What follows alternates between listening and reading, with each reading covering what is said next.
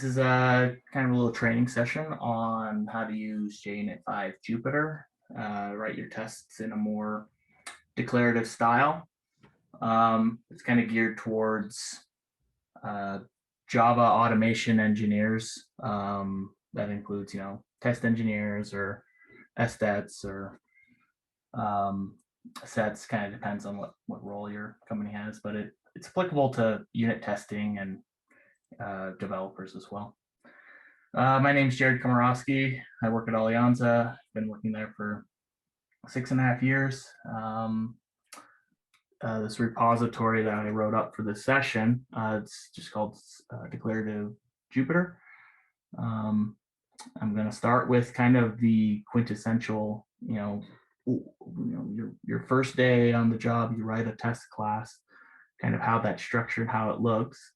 We're going to talk about some of the problems with that and going to work forward towards a more declarative style using Jupiter.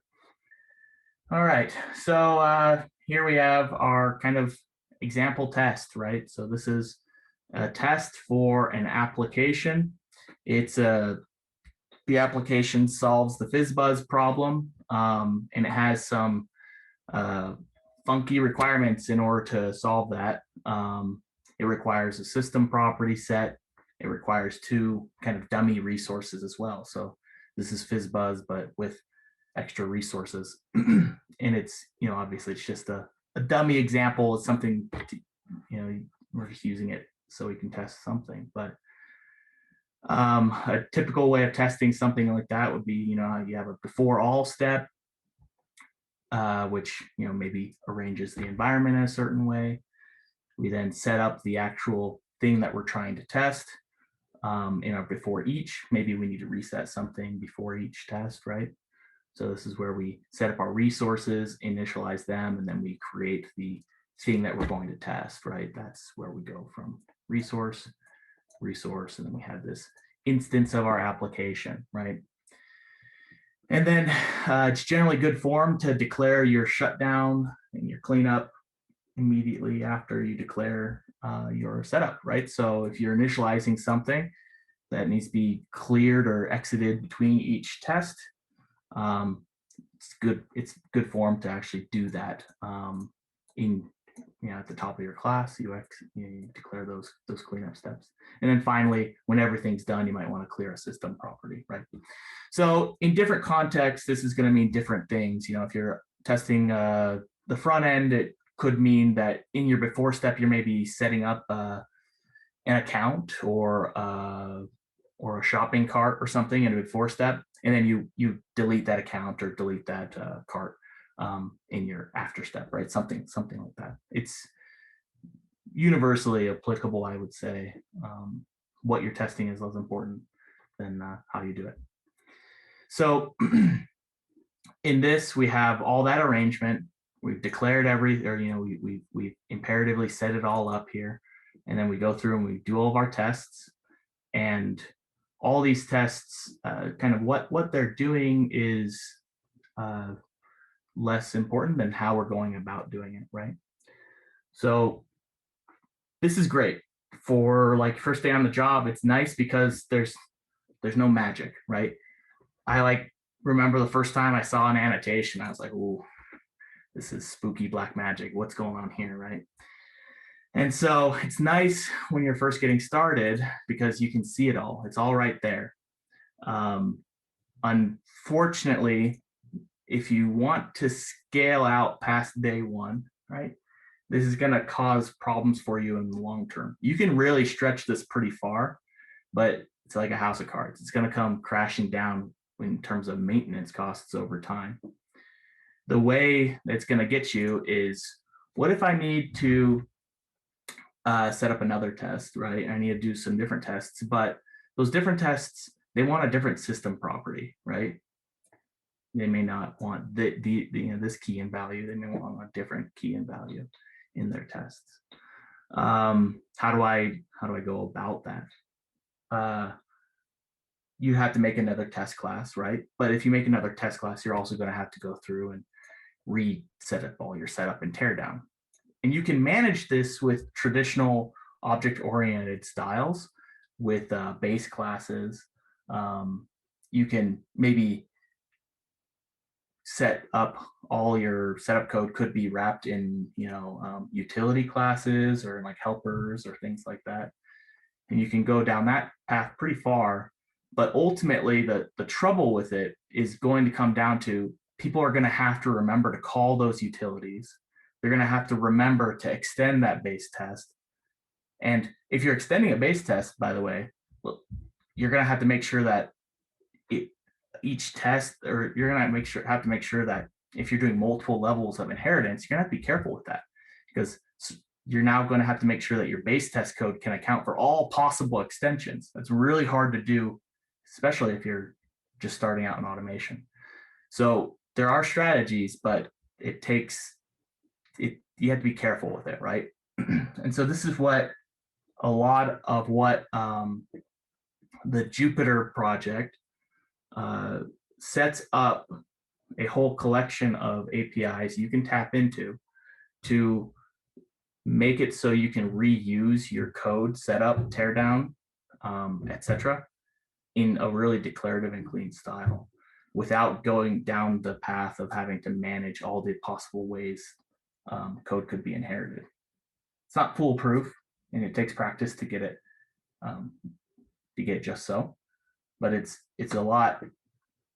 It'll get you really far. It's really powerful.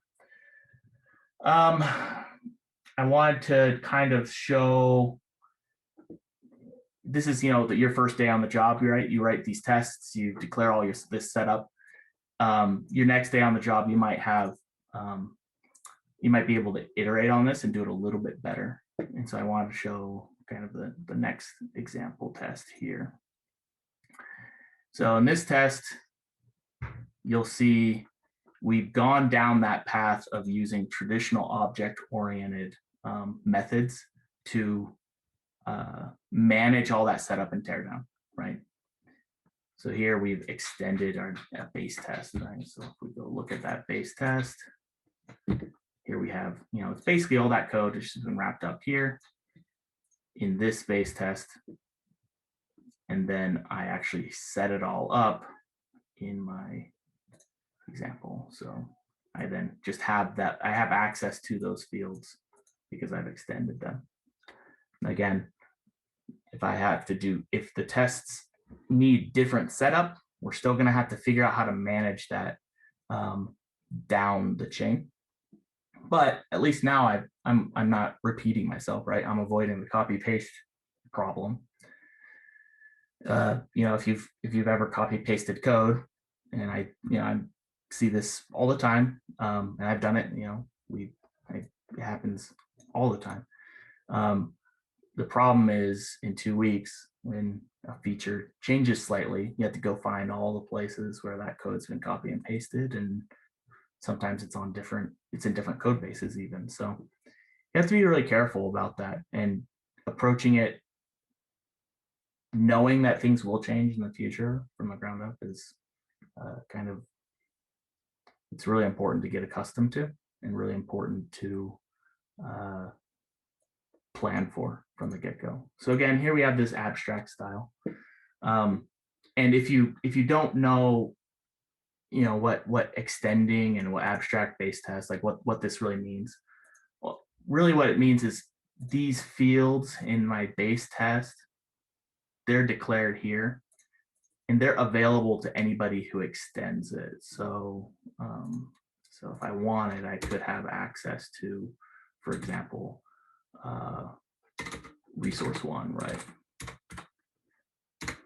I would have access to that because it's available to me because I've extended that class, and it's a protected field. So that's kind of one strategy. But we can do better.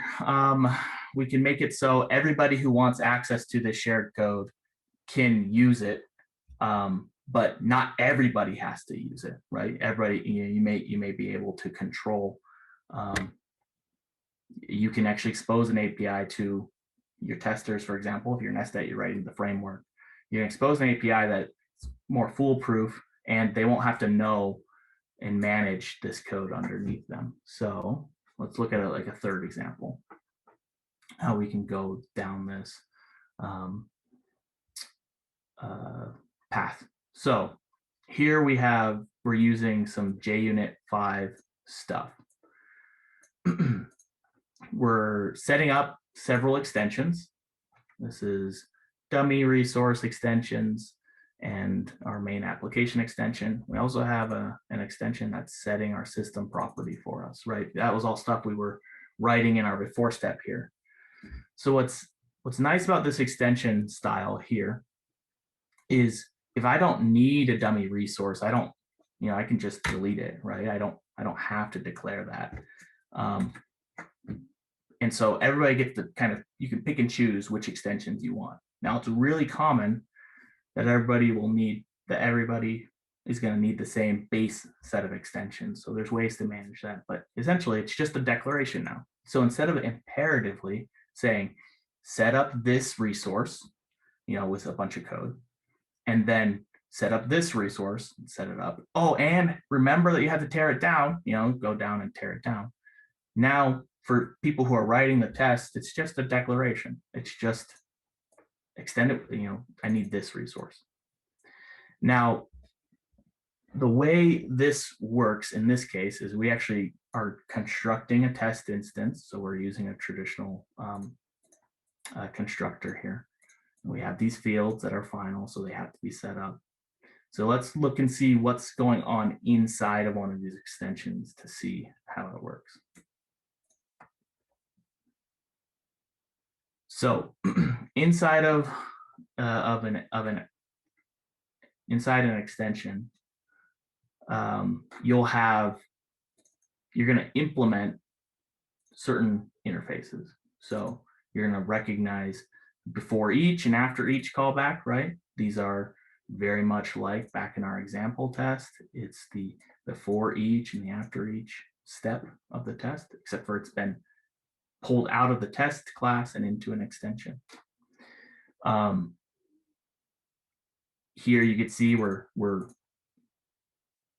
more or less we are initializing that resource, and then we're declaring the after each. In the after each, we actually close the resource. Now there's some code in here related to context and stores and compute or whatever. In its very most basic form, what this all means is I'm creating a new dummy resource, again, just like I did here. And then in the before step, I will initialize that resource. And then I declare in the after step, I'm closing that resource, right? So all this code, some of it is a little, this is the way to do it correctly. I could do it more simple in these examples, and where it truly is like, one simple, I could just make this a field, a private static, make a new dummy resource in this class and just use that. But this would be a more correct way. So I wanted to provide a real example of how to do this right. But essentially we have our before each and our after each wrapped up and kind of hidden away. And because we're using a parameter resolver, right? That's what this right here is. So we now resolve dummy resources with this extension. So this extension is doing three things, excuse me. It's resolving parameters, it's giving a before each step, and it's giving an after each step. So in our third example test where we're using this extension, what does that mean? It means this extension is going to help us construct our test class here. It's resolving this parameter.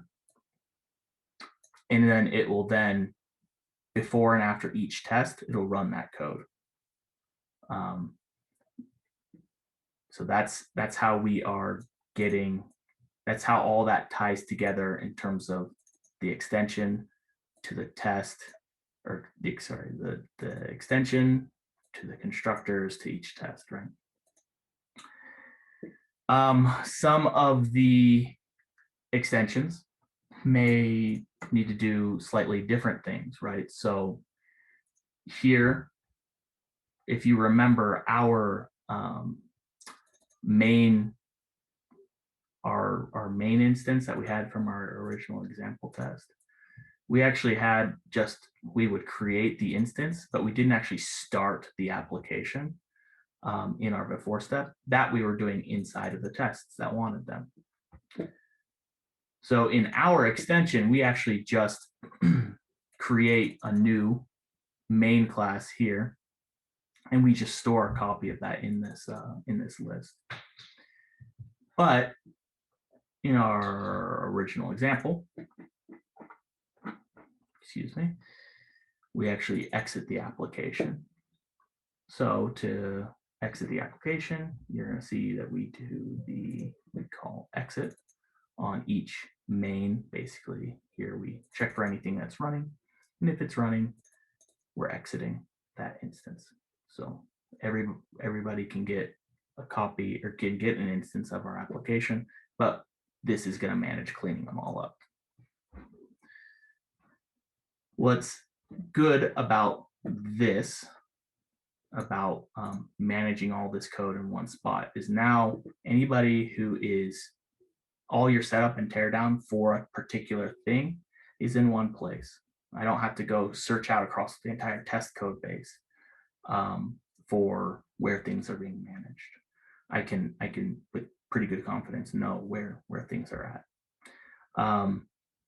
There's a lot of rules about using these extensions and implementing them in a correct way, but there's a lot of resources and documentation for getting that right. So back to our third example, we then have this set system property extension. It's done differently, right? It actually takes a key and a value as a string in the annotation. It's kind of more advanced, you could say. And it's not an extension that I've written, right? This isn't something I'm writing. This is like amazing. You can do your code setup and tear down with somebody else's work. That's what we want.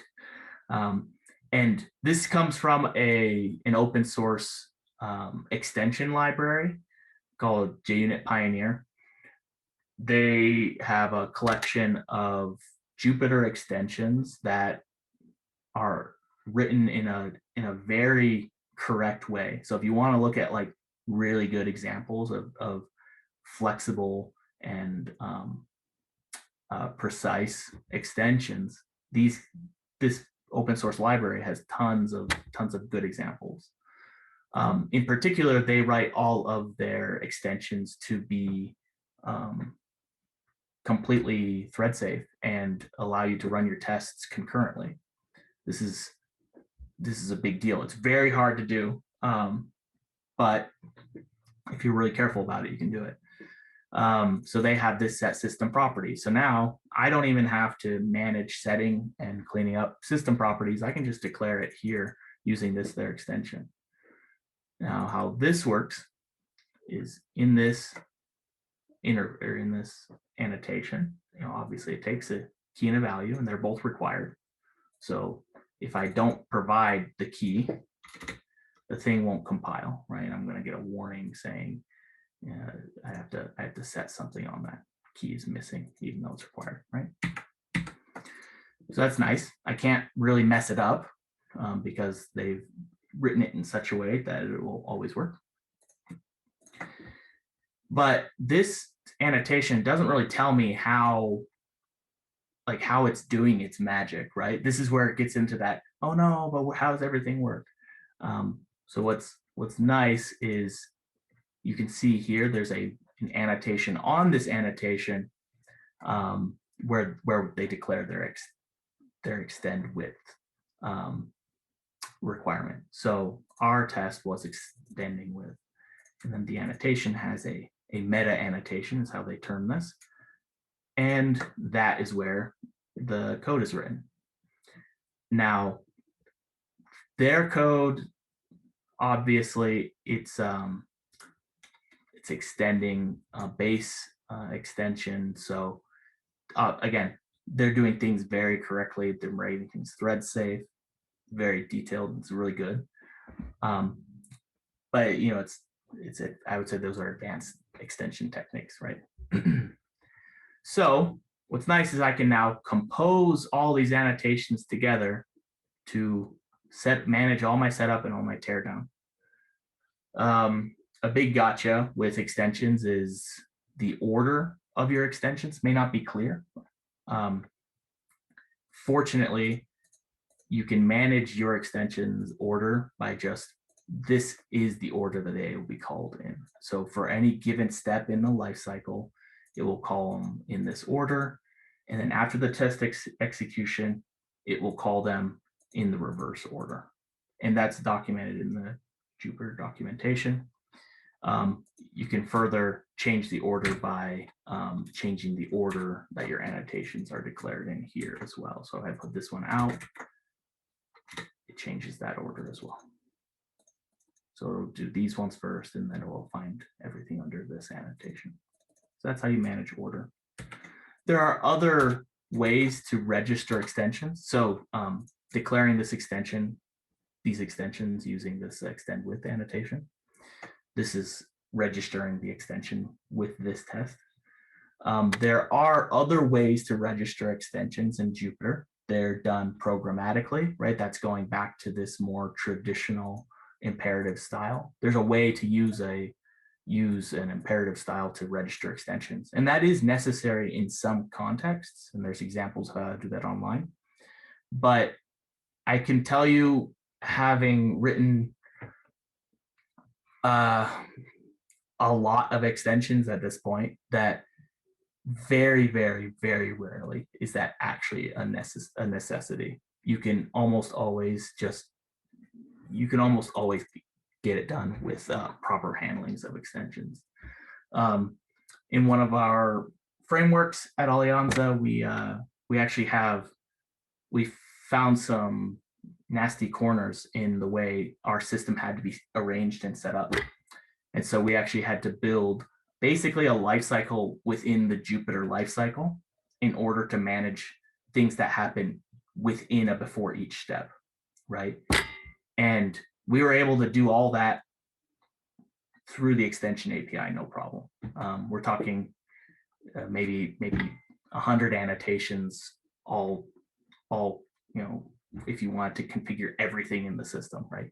There's a lot of annotations that we've written, and we were able to get it all done declaratively. So where there's a will, there's a way. So I wanted to talk to you about that thread safety thing, right? The concurrent tests, right? If I want to run all these tests at the same time, the way Jupyter handles that is they actually have lock annotations. So you're able to say, well, all of these tests are just going to take key and value system property. So you can safely assume nobody's going to be touching that. You can see I have one test here that actually clears that system property because it's checking that the application will throw an illegal state exception, right? It's checking that the app blows up, right? We want it to blow up in this case. Well, if this ran at the same time as another test, this test may inadvertently, or that's probably a bad example, but this test, right? This test here would fail just because it was running at the same time as this test. So this annotation here tells the system property extension that it can't be run at the same time as other tests. It's not going to play well with others. And so what's nice is this is now a fully concurrent test class. We can run it we can run all the tests instantly and at the same time. In this project, that doesn't matter too much because it runs in like a second or two, but it's not in other code bases that could really help depending on how you're running your tests and what context they're running in. Awesome. So I want before we get into the last example, I want to give some guidance on how to get past writing all your setup and teardown in your tests to writing a framework that other people can use. So it's a difficult problem. It's a difficult mindset to get out of, from the I'm working down here and I'm using tools to I'm writing a tool that somebody else is going to use, and I have to think how they can screw it up, right? Basically, you have to be defensive. You have to be very careful with what you give to them, so that way, if the simpler you can make it for the user, the person who's going to use this tool, the better. If they're going to have to know X, Y, and Z in order to do it right, you've already failed them at step 0, because they're going to have to read so much extra just to get it right, or they might have to go look at examples. And the less of that you can do, or the more simple an interface you can provide, the simpler you make it for them, the better you can make it. So an example of this at Alianza that we have is the ability to stand up an application and its database, and, for example, a queuing system that's all run after the build, all with just a few annotations on top of the test class. That's really, really good for people to have, so they can quickly write real valuable tests with their code. From an automation standpoint, if I can provide to my automation engineers the ability to set up at Alianza, we do VoIP. So if I can give them a soft phone that's already been configured with a phone number right there in their test, just by simply declaring, some resource here in their test method, that's a huge win. So I wanted to, in this last example, go over how powerful this style can be, just with a few little examples. So here we have that test once again, and you can see we've lost a little bit of boilerplate, and again, all the test methods are there, except for now we have this annotation here on this parameter. So if we go back to our main, let me start up here at the top, actually. If we look at use my test extension. So before, when we were using the extension model, the problem that we were going to have with this third example, if I can find it, here we go. The problem we were always going to have with this is people are going to have to remember to they're going to have to know which extensions they always need, first of all. And there's a chance that they're going to have to remember the order that they need to be in, right? If you have things that have to be done in a particular order and extensions that integrate with each other in a particular way, that's a really bad user experience.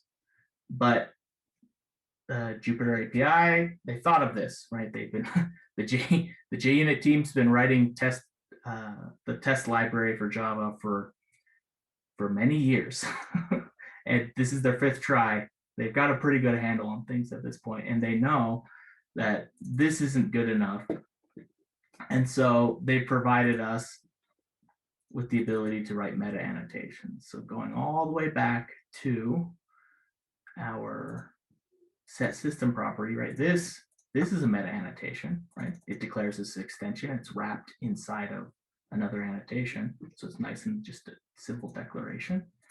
We can do that ourselves, right? We can write our own custom meta annotations, and in here you're going to see, oh look, we're just wrapping up all that boilerplate, all those kind of wordy extension declarations. They're just on this annotation. And so now every test that needs all this setup and teardown can be set up just by saying use my extensions, right?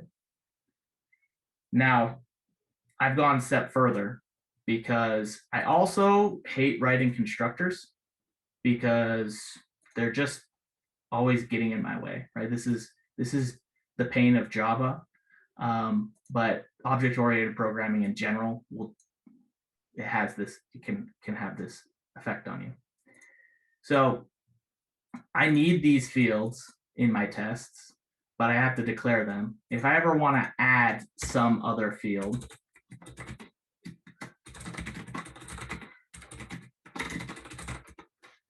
I am not going to get a compiling test. I now have to go in here and say add my string. And then I have to say, okay, this dot my string equals my string, right? I have to go through and do all that work. It's quite annoying. Now, in this case, my test will fail because nothing's providing my string, but it's just a pain of constructors, right? And you could go through, and in our case, with tests in Jupyter, these constructors all have to, you have to only, Jupyter has a requirement that you only have one constructor for a test class, and you have to have all the parameters all have to be resolvable, right? In order for the test to run. So even if I declare that string, it's going to fail unless I provide yet another extension. That's a lot of work to get right.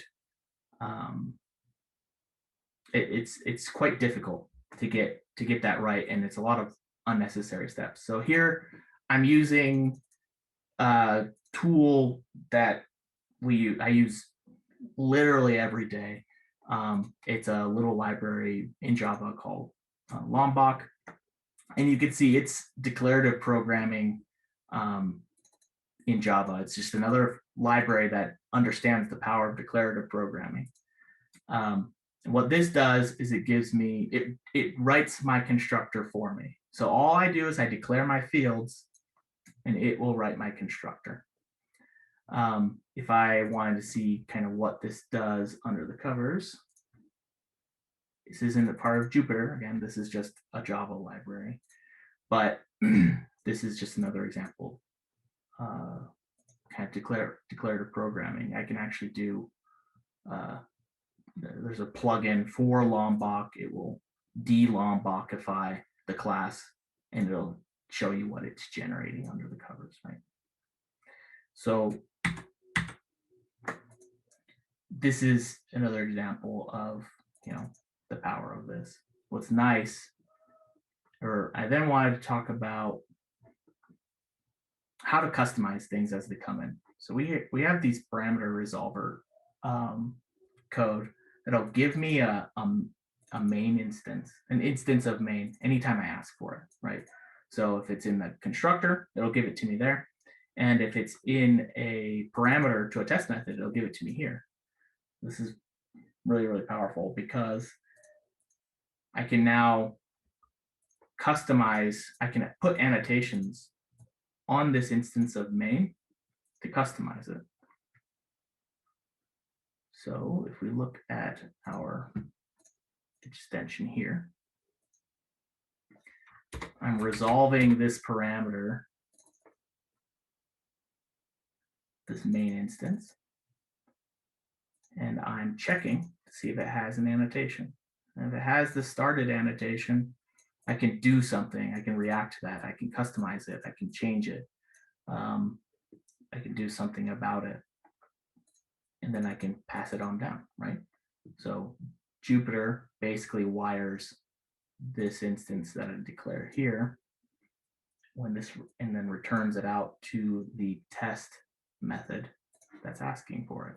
So this guy is going to run, and it's going to be a running instance before the test even starts. Even though all these other instances, I have to run it myself. I have to run it manually, right? That's what all this other code is doing.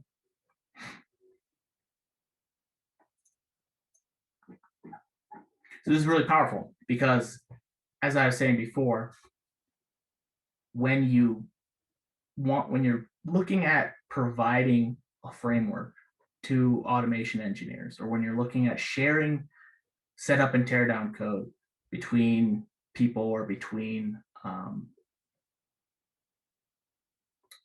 teams or between code bases even, right? Or even between classes, honestly. The simpler you can, the less you can expose in the API, the more predictable your setup and teardown can be, and the easier to fix it's going to be. It's also pretty clear. You can make it pretty clear what it's doing. So in this case, it's impossible for me to mess up this setup or teardown for this instance here, It's safe. And if they don't want a started instance, they can just ask for a default one. But this can't be messed up, right? I'm not saying, oh, well, if you want a started one, you're going to have to go through and you actually can't even use my extension because it assumes you always want one started, right? You can actually handle that case and you can pick what you expose. And it's a really simple API. I would say a drawback of it, it's not very discoverable. So it's not, sometimes it's like, you can feel like it's a little bit of black magic, but that's where proper documentation, proper training can really help you. Providing example code and getting people to providing examples and having everybody contribute to the framework is also a good way to solve that. I wanted to also talk about how my extensions interact with each other. So now we have all these extensions and we know how to customize and do a bit of special action if people do special annotations on the parameters we're resolving. We've cleaned up all of our boilerplates, so our tests are really, really, really declarative. We can then go one step further and we can talk about how to get these extensions to talk to each other. At its most simple form, these extensions they're all kind of independent. But I intentionally set up this project with kind of a problem to solve, and that is, in order to build a new instance of main, I actually have to have these two resources, right? I have to provide dummy resource 1 and dummy resource 2 in order to get an instance of the application. And traditionally, with highly declarative frameworks, composing them is tricky. It's hard because the extent, or that there's no way to say in, for example, where was I? There's no way to say in here that, oh, you're also going to be interacting with these other extensions, right? They're declarations. There's no relationships defined here. So the way you go about solving that is with a concept in Jupyter called a context store. And I'll show you, let's start with resource 1. So I'm running them in this order, right? Resource 1, resource 2, and then the main. And I decided to do that because that's how I set up my test in the original case, right? So I said, okay, if I'm converting this, I want to run 1, then 2, then the main application extension. So resource 1, what it's doing, whenever it makes, whenever it resolves a parameter, it actually checks in the context store. So this is a function that Jupyter has given me. It's a place to store stuff, anything you want. It takes object, which is basically the root type in Java. So I get the global store, and you can namespace it and have your own custom stores if you want them. In fact, that's highly desirable, especially if you're passing around things like strings. But in this case, we're going to use the global store. And then I'm just going to use this method, get or compute if absent. So this is saying, from the store, get me a dummy resource. If there's nothing there, compute this new dummy resource. So if it's not there, get a new dummy resource. And then this is just a Java-ism to say the thing we're returning out of this computation is of this type. So this is a bit of kind of a Java type system thing. But basically you're saying, I am storing, this is my key, and this is my value, more or less. So key default value. So now, later on down the pipeline, I can say, oh, well, before each step, if it wants to set up or tear down the dummy resource, it goes to that store and it calls get on the key. And then the value that's coming out of this get is of the same type. So this is a really common pattern in Java where you can basically, it does the casting of what this object is going to be for you. You don't have to do any manual casting. And then I can initialize, and I can do the same thing to close the instance. Well, just like this code uses the context store to store the instances between, or to store the instance between lifecycle steps. So this is what creates the instance. This is what initializes, this is what tears it down. You notice this class actually has no fields. It's not doing anything in terms of keeping state. It's a stateless extension. All the state is stored on in the Jupiter API. It's in that context store. So that is basically a glorified map that we are putting things in and pulling things out. But that map is accessible on a per extension context basis. An extension context is, or a context is the life cycle of a given test execution. So, and there's way to change, there's options to change what context, how that life cycle is managed. But in its most simple form, this context is unique per test execution. So every test is only ever going to get one dummy resource, basically. So again, this allows you to run this in parallel. You can run 10 of these at a time and they're not going to clobber each other. You're not going to get double initialization or double shutdown errors because each context is unique. So we did this twice. We have the resource 1 and resource 2, literally the same class, just two different types that we're passing around. But this context, again, it's shared per test execution. So we can actually reach into this execution context. In this case, it's a global store. And we can get a copy of that dummy resource from a different extension. So this is how we can start beginning to compose together a rich ecosystem of extensions that know about each other, right? That can get instances and share them between them. And because Jupiter gives you this very well-documented, clear lifecycle, I run this before all, then I run this before each. I can catch exceptions this way. I will call this one, then this, and then this, and this.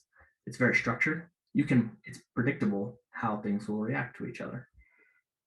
So I need to build a main instance, but I can pull its dependencies, right?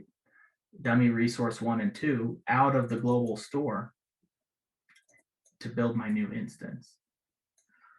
I can then customize that instance based on any annotations that may or may not be present on it.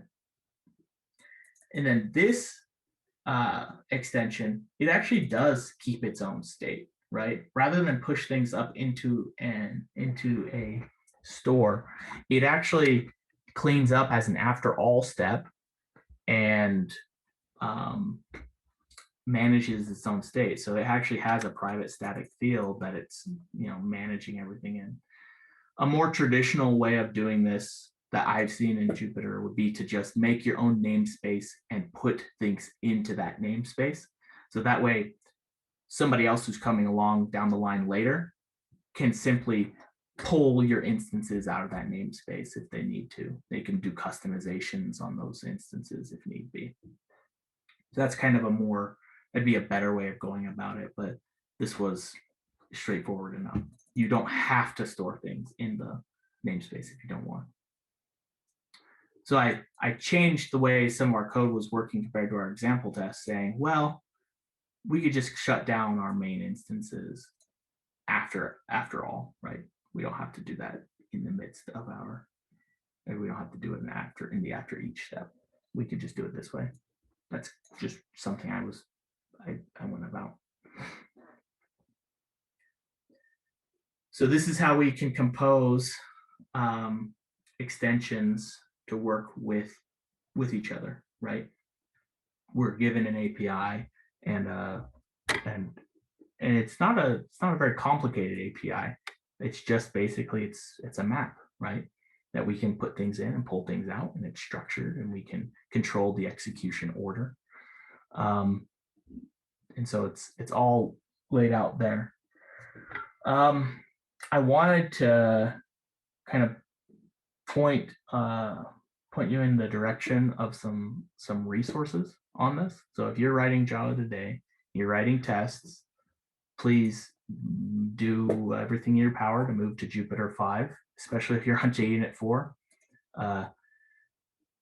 JUnit5, or Jupiter as it's commonly called, it's so much better.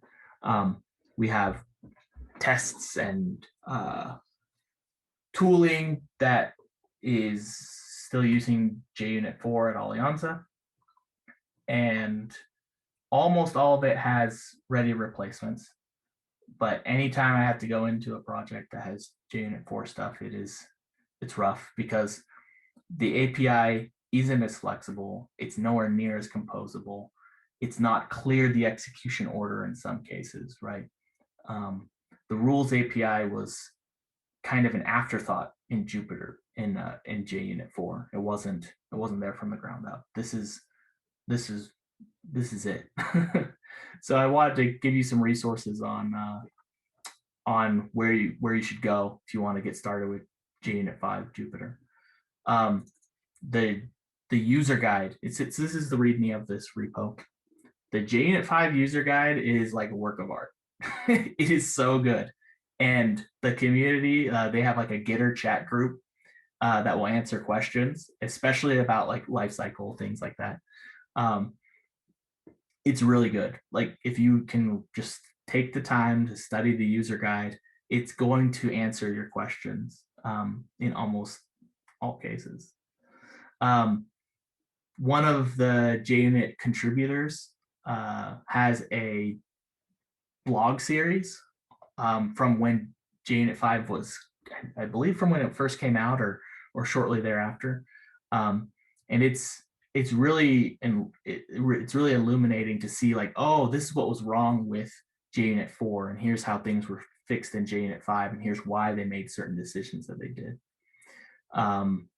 Again, here's that JUnit Pioneer example extensions project. They're great. They're super powerful. If I wish I was writing extensions as good as these ones, like, every day. They're really, really impressive. And then there's if you've never been to this site, I've actually never said this out loud before, baildung.com.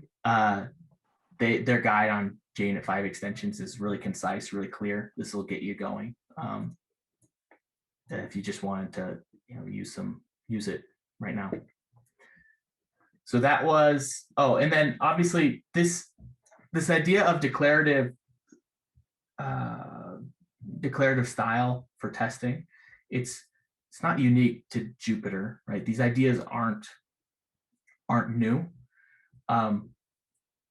Go take some time to learn about your testing libraries, right? Not the assertion libraries, not the tools, but the actual, like, frameworks that execute your tests.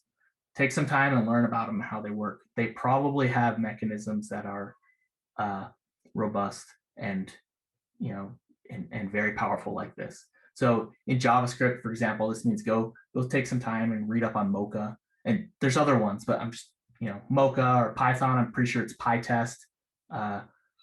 C# and C++ both have NUnit and CPP unit. Rust has galvanic.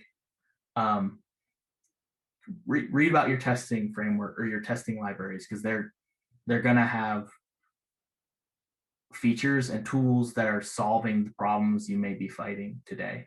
And they may not necessarily have a declarative API available to you, but they might have something that can manage your code as part of the lifecycle in a similar fashion, right?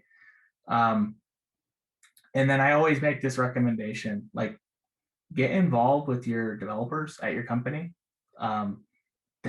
They probably have tools or examples, resources that you can learn from, even if they're not doing end-to-end automation.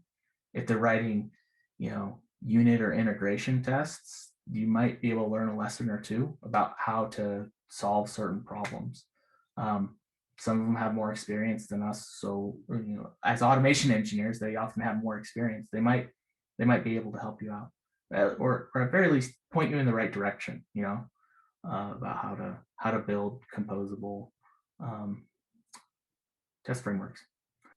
It's important to know that since JUnit5, right, JUnit5 comes from the same team that did JUnit4, backwards compatibility and like how do we help people move from 4 to 5 was like priority 0 on their list.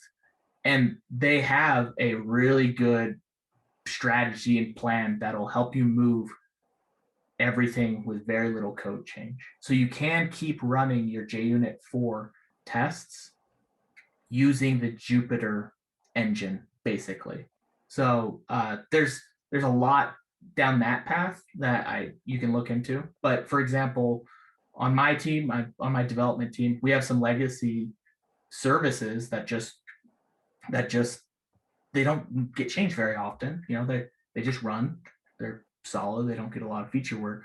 All their tests are in JUnit4, but we just upgraded all their stuff to run on Jupiter, and all the tests just kept working. We didn't have to make any code changes because the JUnit5 engine knows how to run JUnit4 tests. So that may be a way to kind of get your foot in the door of like, hey, let's use the new state of the art, but we don't have to go do a rewrite of test code, Oh, that's all I had. Thanks for having me out, guys.